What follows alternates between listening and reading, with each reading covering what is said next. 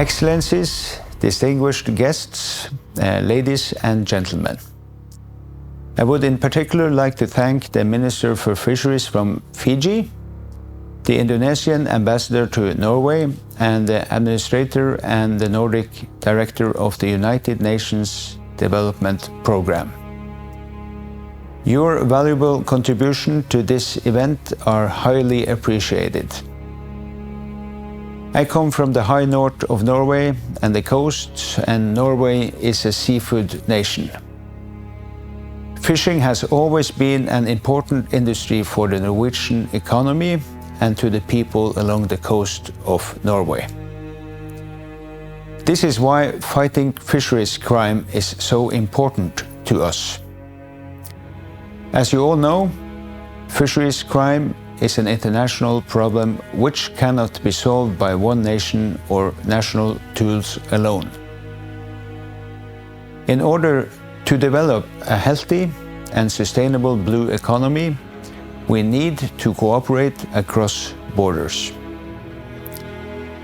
If we are to reach the Sustainable Development Goals by 2030, we must manage our fisheries sustainably and wisely. We have to think and act globally, because it's all about people's lives. The fisheries sector is one of the most important industries in the world. It provides food, jobs, and income. And fisheries is especially important in the developing countries. More than 50% of the global trade in fisheries come from developing countries. Fish and fish products are also important sources of protein, providing an important contribution to nutrition and the livelihood of people all over the world. But sadly, transnational organized criminal networks threaten the global fishing industry. Fisheries crime is more than the act of illegal fishing. It can cover several offenses, such as tax and document fraud, smuggling, human trafficking and slavery, corruption, money laundering, and other criminal offenses. Norway is very focused on building an effective international fisheries law enforcement system in order to meet these challenges. The adoption of the Copenhagen Declaration against organized crime in the global fishing industry, which was initiated by Norway in 2018, was an important political step forward in order to tackle these issues. So far, the declaration has already acquired 28 member countries, and I encourage more countries to join. Norway has also launched the Blue Justice Initiative as a strong and practical response to the challenges identified in the declaration.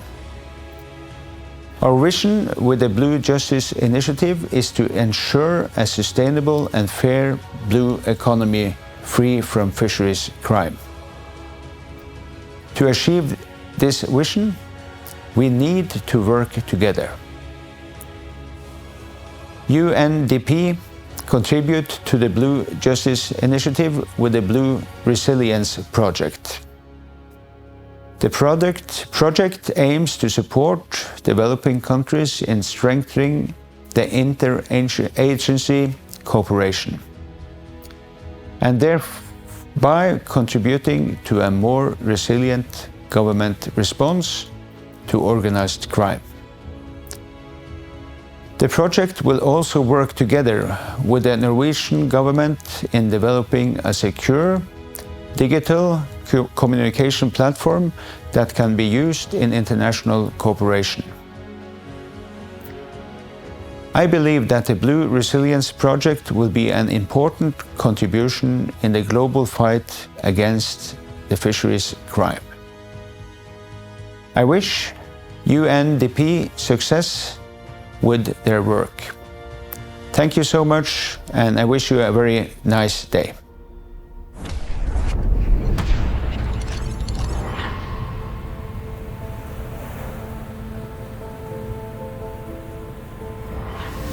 Dear friends of the ocean, there is no way we can eradicate extreme poverty without unleashing the tremendous potential of the ocean. The ocean holds great promise for jobs, nutrition, health, energy, inclusive growth, and all the other things we need in order to fulfill the Sustainable Development Goals. Today, only 5% of the food consumed globally comes from the ocean. So, if managed wisely and sustainably, there is no limit to what the ocean can do for us. But it doesn't come by itself. We must always ask what we can do for the ocean, not only what the ocean can do for us. There are also some other threats to success in achieving our goals. Fishery crimes and transnational organized crimes seriously undermine sustainable development. They harm the ocean and they harm the fight against poverty. They violate human dignity. They distort competition, sustain corruption, and have adverse impacts on the food security of coastal states. They distort the illusion that slavery has been abolished, because it hasn't. It's a multi-million-dollar industry existing in most sectors, including fisheries. It is ultimately a question of workers' rights, of decent pay, and of working conditions. These are rights that belong to each and every one of us. But they are also the ingredients you need in order to create economic growth. So the fight against modern slavery is the fight against extreme poverty. Young people in coastal communities with few options beyond fishing are particularly vulnerable. Crew can stay at sea for years at a time without payment. It is horrendous and it is heartbreaking. Norway has launched a new development program to combat modern slavery. We need close cooperation, better sharing of knowledge, and stronger action. Projects like Blue Resilience will give us that. We know from our own fisheries management how important knowledge, interagency cooperation, and digitalization are. I strongly believe Blue Resilience will strengthen justice at sea. I wish you all the best of luck.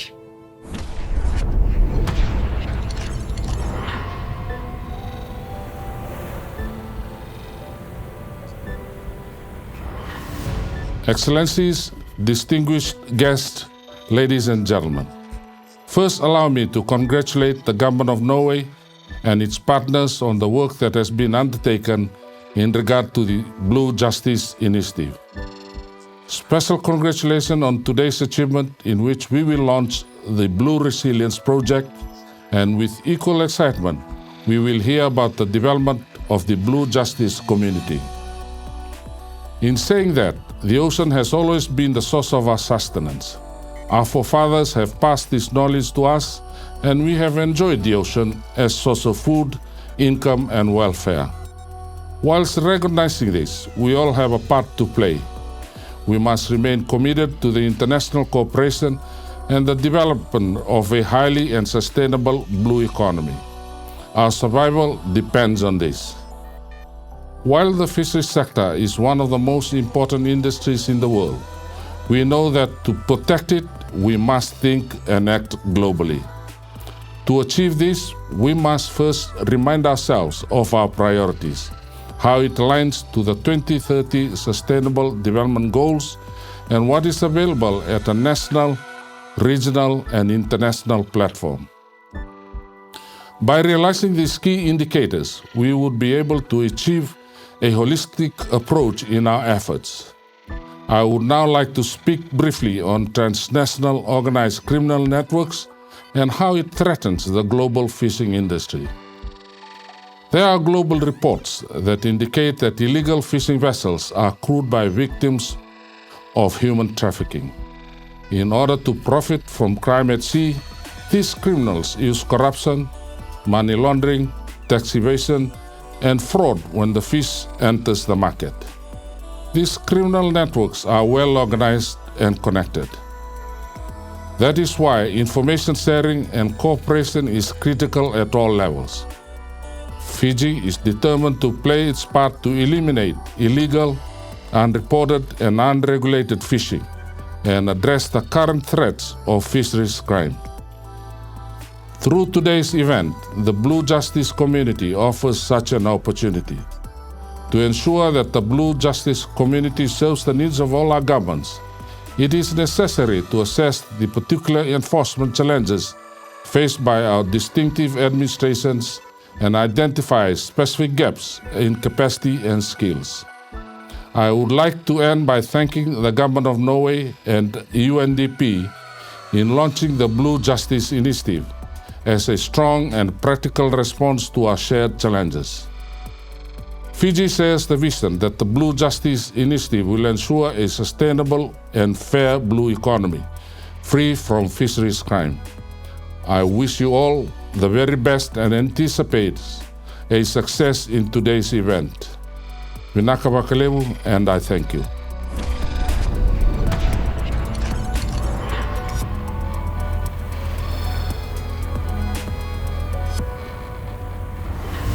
His Excellency, Norwegian Minister of Fisheries, His Excellency, Fijian Ministers of Fisheries, Honorable Administrators of UNDP. Thank you for giving me this opportunity to share our experience in Indonesia. Transnational organized crimes in fisheries create a serious threat to the economy, distort markets, harm the environment, and undermine human rights. It is estimated that gross revenue amounting to $8.9 billion and $17.2 billion are annually redirected out of the legitimate market to illicit trade. The perpetrators of transnational organized crimes in fisheries also use illegal channels to cut their costs through cheap labors, tax evasions, giving them unfair advantages over legal operators whom can be pushed out of business. The complexity and widespread of transnational organized crimes in fisheries, which are often manifested in various other forms of criminal acts, such as human trafficking, money laundering, and corruption, appear to be pervasive around the globe, both at sea and in the land-based fishing industries. Learning from Indonesian past experience, the success of ending some operation of transnational organized crimes in fisheries was a result of political willingness and strong leadership, effective coordination among relevant national agencies, and also international cross-border cooperations. To date, 190 countries have become parties to the UN Convention against Transnational Organized Crimes. Unfortunately, these international legal instruments has yet to be used optimally to address transnational organized crimes in fisheries. This is the importance of the Copenhagen Declarations. Besides international cooperations, strong national interagency cooperation is crucial. Handling transnational organized crimes is challenging. The nature of the crime is complex, which is done in an organized manner to avoid detection and involve complicated networks. In 2015, Indonesia established a presidential task force to combat illegal fishing that gathers 5 important agencies in one roof enforcement agency or systems. With better coordinations, the works of the task force have resulted in successful enforcement against transnational organized crimes. some of which involve internationally most wanted fishing vessels. The Blues Resilience Project, which aims to assist countries to improve governance to fight against transnational organized crimes in fisheries, is indeed a very important initiative. I believe that Indonesia and Norway have always been sharing a common interest toward the issues of transnational organized crimes in fisheries. Our president is also a member of the high-level panel for a sustainable ocean economy that was initiated by the government of Norway, in which transnational organized crimes in fisheries become one of the important issues addressed in that panel. Indonesia believes that Norway has performed a significant role and leadership in the global community in the fight against transnational organized crimes in fisheries. We are hopeful that the project launched today, as well as other related Norway initiatives, can bring positive outcomes. Indonesia will continue to support and look forward to future opportunities and collaborations. Thank you.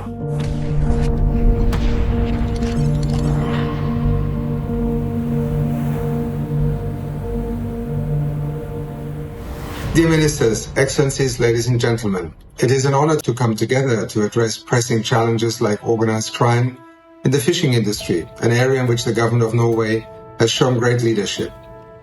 This is a particular challenge for developing countries that are highly dependent on the ocean and its resources. It manifests itself as a range of serious offenses along the value chain, including tax evasion, corruption, human trafficking, illegal fishing, and drugs and arms trafficking. Its adverse impacts, such as loss of government revenue, food insecurity, human rights violations, and threats to the rule of law, hinder the ability of developing countries to pursue a sustainable blue economy and to realize many of the Sustainable Development Goals.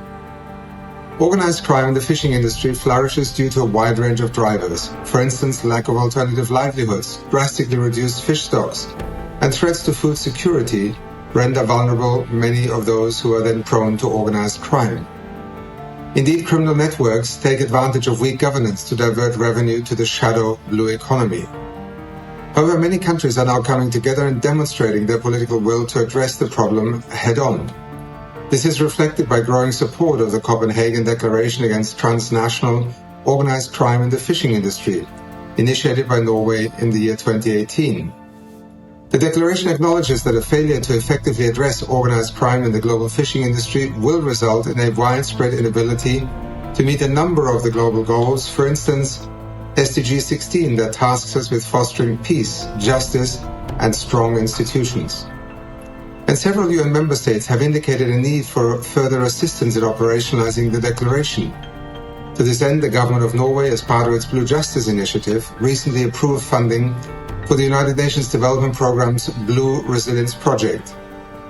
The initiative aims to strengthen the capacity of institutions in targeted developing countries to more effectively respond to organized crime in the fishing industry.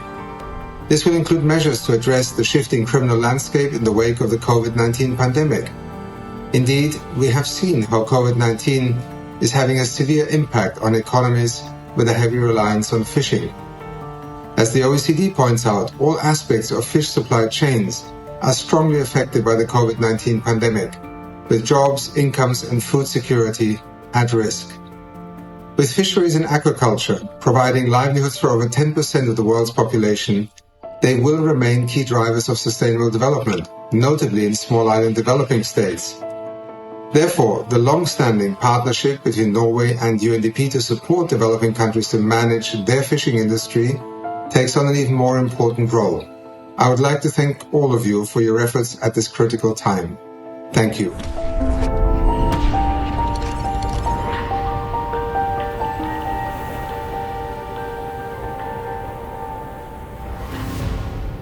Excellencies, distinguished guests, ladies and gentlemen. Here at UNDP, we are committed to supporting countries in advancing the global sustainable development agenda. This includes providing assistance towards strengthening countries' institutional capacities and building their resilience.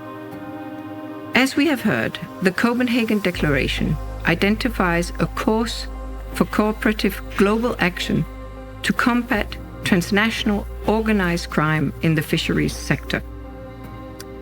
The declaration acknowledges that a failure to effectively address this problem will result in a widespread inability to meet a number of UN development goals, and in particular SDG 16, which is peace, justice, and strong institutions. This is because organized crime in fisheries undermines many of the goals and targets of SDG 16, including promoting the rule of law, reducing illicit financial arms flows and organized crime, reducing corruption and bribery, and developing effective, accountable, transparent institutions. Organized crime in fisheries also makes it difficult for developing countries to realize a number of other SDGs, and these include SDG 2, Zero Hunger, SDG 8, which is decent work and economic growth, SDG 14, which is life below water, and in fact also SDG 1, which is poverty reduction. SDG 16 has, therefore, an enabling role in realizing the other SDGs.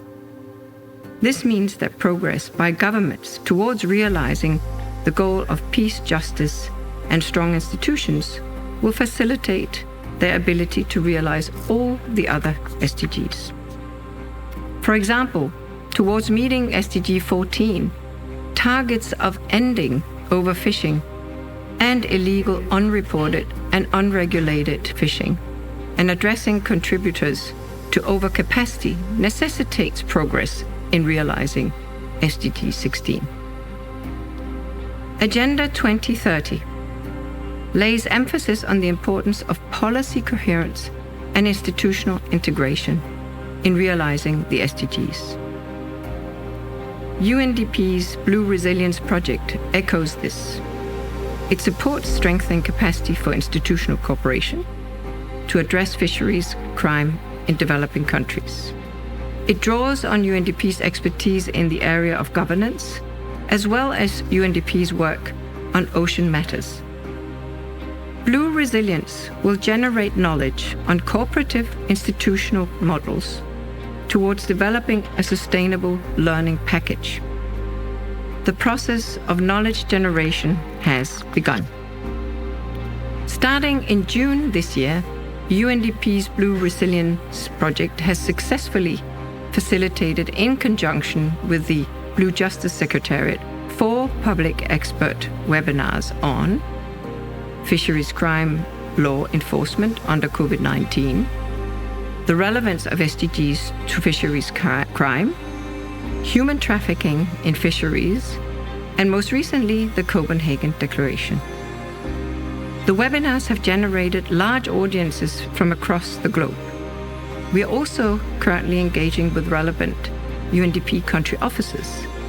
UNDP is committed to contributing to the goals of the Blue Justice Initiative. We commend the Norwegian government on its leadership role in addressing the important issue of organized crime in the fisheries sector and thank them for support of the Blue Resilience Project. We look forward to a fruitful partnership. Thank you.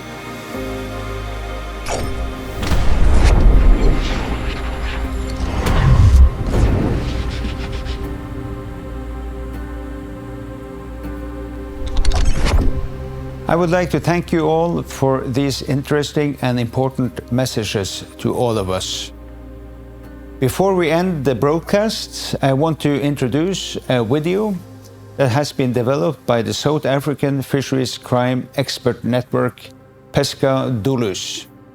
Thank you for watching and enjoy the video.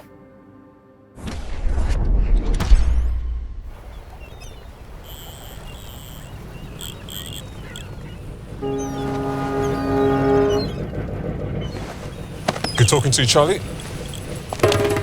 When Charlie was just a boy, he worked the boats on this harbor. Just like his father, and his father before him. Hey, Mama. Michael! What you got for me today? Got some beautiful snook for you. Come to Papa. This place was built on the ocean.